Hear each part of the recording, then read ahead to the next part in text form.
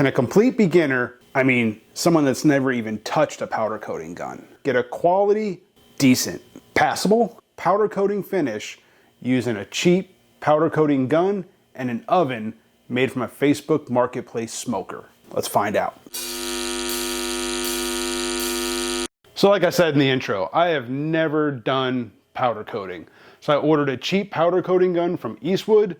Now I could have gone with like Harbor Freight or something like that. I just figured, at least with Eastwood, I can get everything in one stop. I got my gun, some accessories, my powder, all in one box, all in one shot, quick and easy. So I haven't even opened this thing up yet. So let's get this thing open and see what all I got.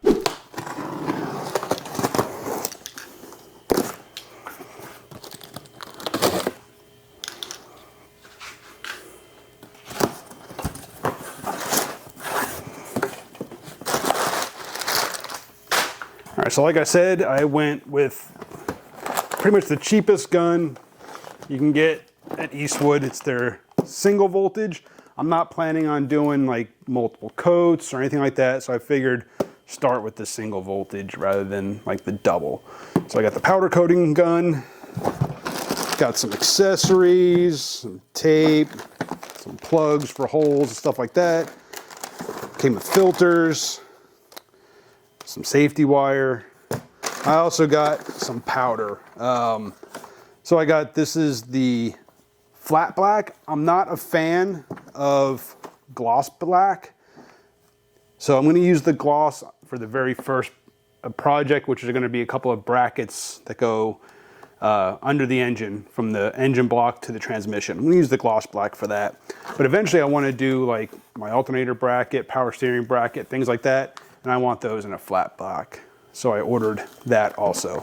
So that's everything in the box. Let's start getting set up and see what kind of finish I can get out of this setup. So in the oven, I've got the brackets that I'm gonna be powder coating first. So I spent some time kind of degreasing them, sanding them down, and then, you know, cleaning them up some more. And obviously a powder coating or a sandblaster would be better, but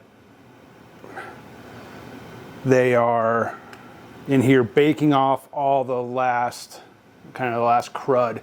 After I cleaned them up, I wiped them out with acetone, and then I put them in here for about an hour just to let them kind of cook off anything extra that might be in there. And then I'll wipe them down again with some acetone. But I'm gonna let these things cool, and they can come out of the oven, get wiped down, and they'll be ready for powder coat. All right, so I got my little makeshift powder coating station set up here. Pretty ghetto, just a big box. I got a rack hung up inside there, and there are the two brackets that I'm going to be powder coating. Now the gun did not come with any kind of, I'm trying to get this, a very tight working area. The gun didn't come with any kind of regulator, so I just threw one on there just to get the pressure down to about 5 PSI or so. And again, also along with an inline filter, water separator, stuff like that, so the powder is nice and dry. So now I'm gonna go ahead and try to powder coat these things here where you guys can hopefully see it. Like I said, my working space is rather tight. So let's go ahead and try spraying this thing. Put you guys in a better position to hopefully see here and not block my workspace too much. Now the brackets are still a little warm after coming out of the powder coating oven. I did wipe them down again with acetone. So let's go ahead and see how well this works.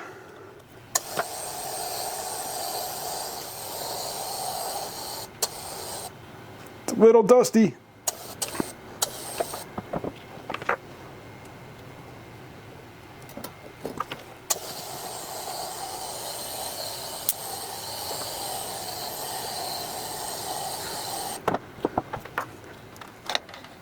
Definitely going to need a shop vac when all this is done.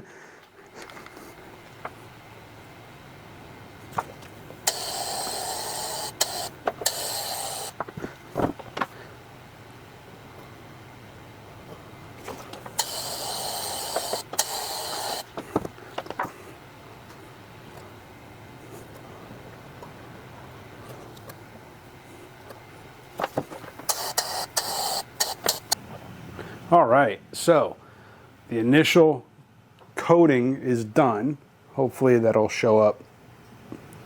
That's good. Just block the lens. That was smart. I don't know how well you can see it.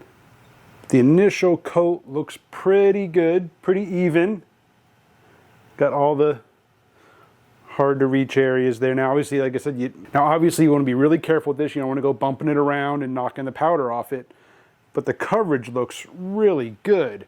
There's the one. Let me get the other one here. Now, like I said, I have never done this, so I have no idea if this is how it's supposed to look. But I think it looks pretty good. It looks like I've got good, even coverage everywhere.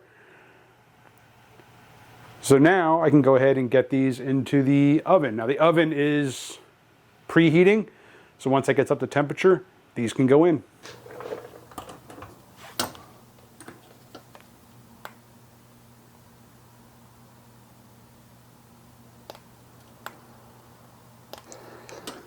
All right, the parts are just about 400 degrees, so we'll set a timer for 20 minutes. All right, guys, so the parts have been curing at 400 degrees for the last 20 minutes or so. I'm gonna go ahead and get the oven opened, and we'll see how they turned out.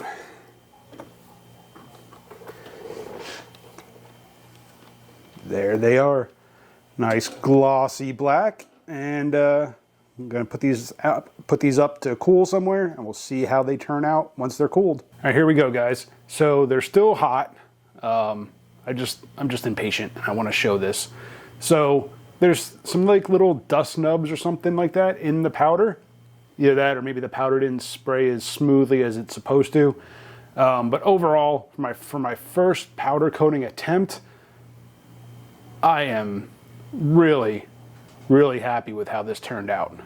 Really happy, guys.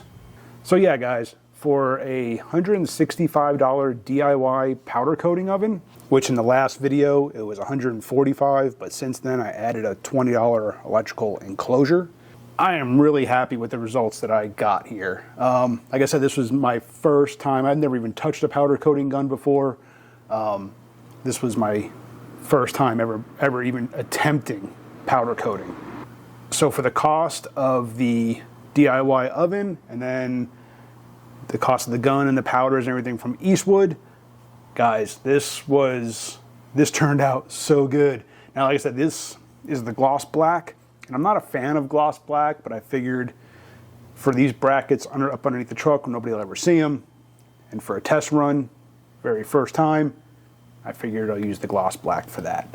But yeah, guys, I mean, I don't see any, I mean, like I said, I see some maybe like little dust nubs or stuff like that.